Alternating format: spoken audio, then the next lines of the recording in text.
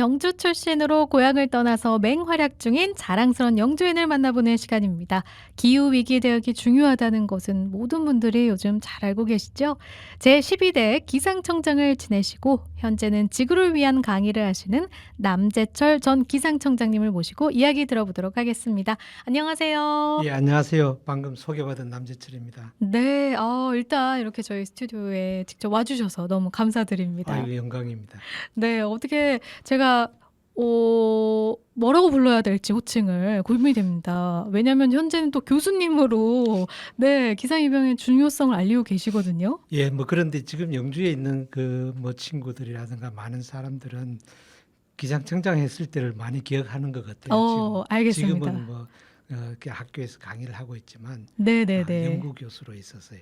네. 그러면 저는 호칭을 청장님으로 하도록 하겠습니다. 네.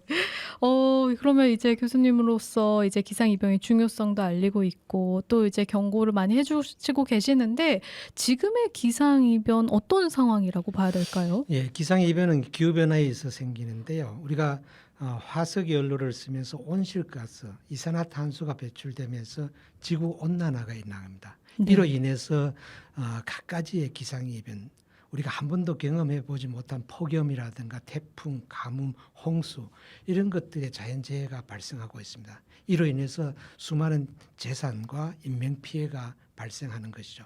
그게 기상이변이고요.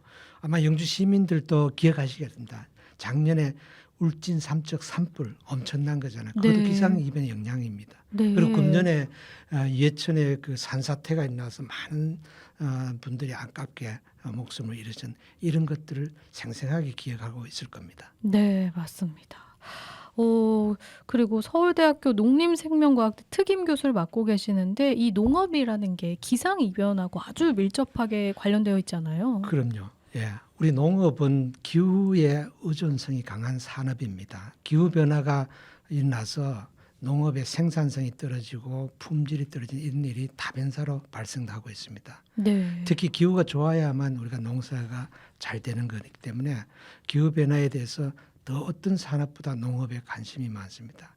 농업은 어떤 겁니까? 우리가 먹고 사는 식량을 생산하는 거지 않습니까? 그렇죠. 우리나라는 지금 안타깝게도 식량 자급률, 곡물 자급률이 20%밖에 되지 않습니다. 80%의 곡물을 수입에 의존하는 나라거든요. 네. 어떻게 보면 식량 위기가 닥칠 때, 다시 말해서 우리가 수입하는 나라에 기후 변화가 일어나면 생산량이 줄고 그러면 국제 곡물 가격이 올라가니까 우리한테는 바로 그 영향을 받을 거 아닙니까? 그래서 식량 문제를 안보적인 차원에서 다뤄야 한다고 이렇게 합니다. 여러분, 안보라는 거는 우리가 외교나 국방과 같이 어떤 경제적인 잣대로 가는 게 아니라 반드시 우리가 해야 될 그만큼 중요한 이슈가 됐다고 이렇게 생각을 하고 있습니다. 네, 맞습니다. 이런 또 깊이 있는 이야기 잠시 후에 좀 더 나눠보고요. 네. 저희 단골 질문 중에 하나가 혹시 그러면 현재 어디에 살고 계신지 그리고 어린 시절에 영주에서 어디에 거주하셨는지거든요. 예, 현재는 저 신대방동에 기상청이 있는데 기상청 옆에 살고 있습니다.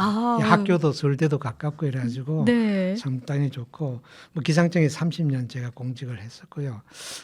과거에 제가 영주에서는 사실 저는 그 영주가 제2의 고향입니다. 네. 왜냐하면 안동시 예안면에서 태어났는데 그 안동댐이 되면서 제가 아주 어릴 때 네. 수몰이 되어버렸어요. 그래서 우리 어른이 영주로 이사해서 영주에 가면 이제 군청이 있었는데 당시에 군청 뒤에 그 철탄산이라고 해서 그 산 밑에 신사골에 살고 있었습니다. 그렇군요. 지금 이 방송 듣고 되게 반가워하시는 분들도 계실 것 같은데요. 옛날 생각이 날 겁니다 아마. 네. 그럼 혹시 어린 시절에 이 영주에 대해서 기억에 남는 것들 좀 있으실까요? 제가 살던 그 신사골은 사실 영주 안에서도 달동네였거든요. 굉장히 가난한 사람들 네네. 많고 저희 집에서는 이제 조그마한 구멍가게를 했었는데 쌀도 팔고 연탄도 팔고 막 생활용품 파는데 사실 그 우리 마을의 사람들이 대부분이 퇴근하면서 우리 집에 와서 쌀을 한 대박씩 사고 네. 연탄도 그 당시는 한 4장 정도 사면 이렇게 새끼줄로 꼬아가지고 들고 가서 하루 이틀 생활하는 사실 그런 어려운 생활을 했던 곳입니다. 근데 그때지만 제가 어렸을 때의 추억은 어린이들은 그 골목길에서 제기 차고하고 음. 구슬놀이하고 그다음에 뭐 여학생들은 줄넘기 하고 이러면서 굉장히 재미있게 어린 시절을 보냈던 그 추억은 지금도 남아 있습니다. 그렇군요. 영주에 대한 이런 추억, 예. 기억이신데요.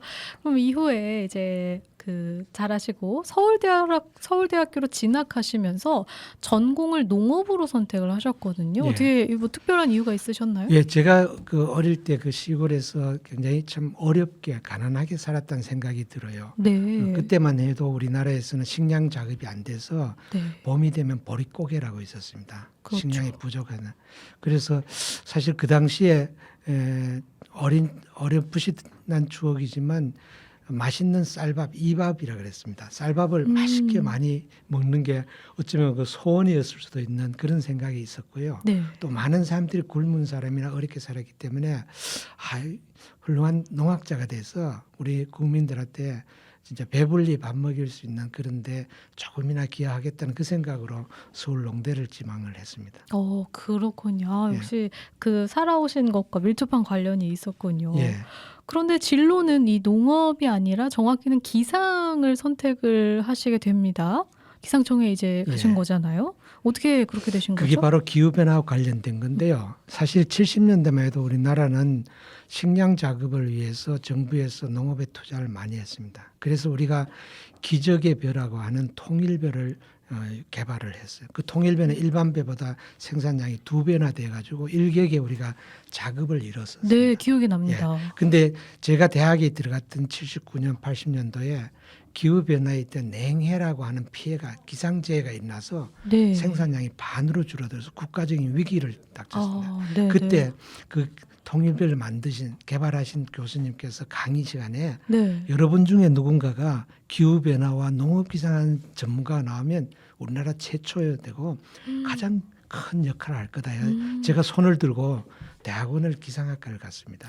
그렇군요. 예, 그래서 기상학과를 졸업하고 기상청 국립기상연구소에 들어가서 농업기상학이나 기후변화, 그다음에 미세먼지 뭐 이런 연구를 하면서 기상청에서 30년 공직을 했습니다. 그러셨군요. 아니 제가 그리고 이력을 보니까 국립기상연구소에서 기상연구직으로 20년간 예. 근무를 하시고 1990년에는 또 남극도 다녀오셨어요. 예. 근무를 하고 오셨어요.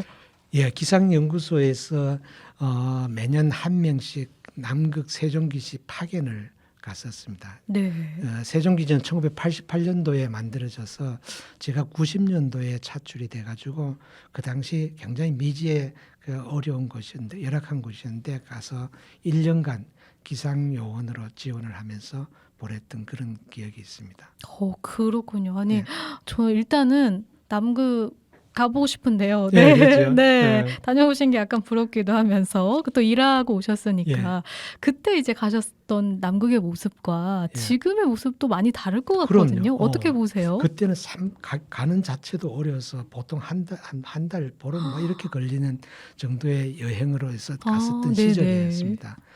어쨌든 남극은 우리하고 계절이 반대입니다. 그래서 12월 달에 여름이라서 남극에 12월 달 1년치 먹을 걸 들고 들어갑니다. 주로 냉동식품이라든가 네네. 캔 김치 뭐 이런 것들. 네. 그리고 야채 같은 건 한 2달 정도밖에 뭐 다 없어져요. 아. 그래서 제가 농대 나왔다고 제가 갔는데 거기서 한번 온실을 하라 그래가지고 컨테이너 안에 온실을 해서 오이도 이렇게 생산하고 그다음에 뭐 채소 그 깻잎이나 이렇게 했던 기억이 있고요. 네네. 우리 기지 앞에는 바다입니다. 바다에 가지고 이렇게 얼음을 깨가지고 바다 낚시, 얼음 낚시를 하면요 고기가 막 엄청나게 많이 옵니다. 거의 그 해양 어류학자들 얘기로는 남극은 물반 고기반이라고 합니다. 그렇게 알고 그렇군요. 그다음 네. 산 뒤에는 또 만년설이 있지 않습니까? 네네네. 가서 스키를 타고 또 우리 기지 바로 옆에는 펭귄 마을이 있습니다.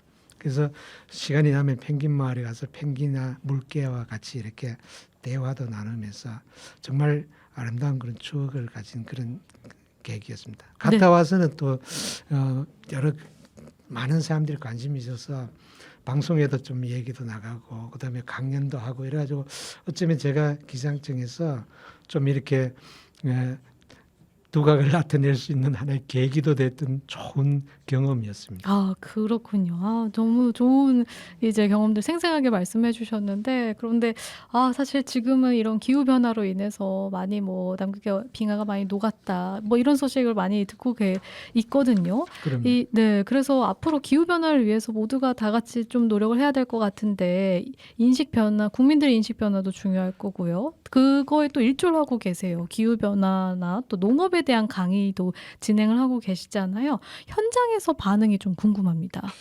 예, 사실 우리 국민들이 기후 변화는 이제 피부로 느낍니다. 왜냐하면 기상 이벤트를 매번 경험하거든요. 네. 100년 만에 폭염, 100년의 폭우 뭐. 그런데 그 기후 변화하고 바로 연계돼서 우리가 예상될 수 있는 식량 위기에 대해서는 경험을 하지 않고 있습니다. 네. 여러분 아마 마트에 가거나 골목시장 가면 음식물이 넘쳐나잖아요. 네네. 그렇게 비싸지도 않잖아요. 그러니까 식량 위기를 못 느끼는데 자세히 원산지를 살펴보면요. 국내산이 거의 없어요. 네. 대부분 수입하는 이런 현황입니다. 어쩌면 우리는 식량 안보 지수가 가장 낮아서 선진국 중에서는 가장 먼저 식량 위기를 겪을 나라입니다. 우리나라 식량 위기는 여러분들이 굶는 게 아닙니다. 네. 우리나라는 국제 곡물 가격이 올라가 기후변화 식량 위기가 생기면 바로 우리 저소득층 한 6% 300만 명이요. 이분들은 엔겔 지수가 높다 해서 수입의 대부분을 음식을 산댔습니다. 그래서 그분들이 한두 끼 굶으면요. 이분들이 폭동을 일으킬 수도 있습니다. 네. 그게 우리나라 경험할 수 있는 미래의 식량 위기입니다. 네. 그렇군요. 제가 총장님께 여쭤보고 싶은 게 굉장히 많은데 네 시간 관계상 마지막으로 그럼 짧게 영주시에서 그럼 기후 환경을 위해서 좀 노력을 할 수 있는 분야가 어떤 게 있을지 간단하게 답변 부탁드리겠습니다. 예, 우선 영주시가 해야 될 것은요. 탄소 중립 기본법이 2022년 3월 25일 시행이 됐습니다. 이 법에 의하면 매 5년마다 탄소 중립 기본 계획을 수립을 해야 됩니다. 그래서 그 계획 안에는 기후변화 대응을 위한 정책들이 담기게 됩니다. 다행히 영주시에서는 기후변화 대응팀을 금년 1월 달에 구성을 했다 그러니까 다행입니다. 네. 그게 시가 해야 될 일이고요. 국민들은요. 기후변화를 줄이기 위해서는 온실가스 배출 원인이 되는 그런 조그마한 거지만 종이컵을 사용하지 않는다든가 네. 그다음에 맞습니다. 시장을 갈 때는 좀 백을 들고 간다든가 그다음 플라스틱 같은 거 최대한 안 쓰고 이런 사소한 거지만 이런 노력을 함께하고 또 주변을 확산시키고 하면 전 국민이 그렇게 할 때 바로 우리나라가 기후변화를 대응할 수 있는 그런 나라가 될 수가 있습니다. 네, 맞습니다. 저도 오늘부터 더 노력하도록 하겠습니다. 오늘 이야기 아주 잘 들었습니다. 고맙습니다. 예, 감사합니다. 네, 지금까지 남재철 전 기상청장님과 이야기 나눠봤습니다.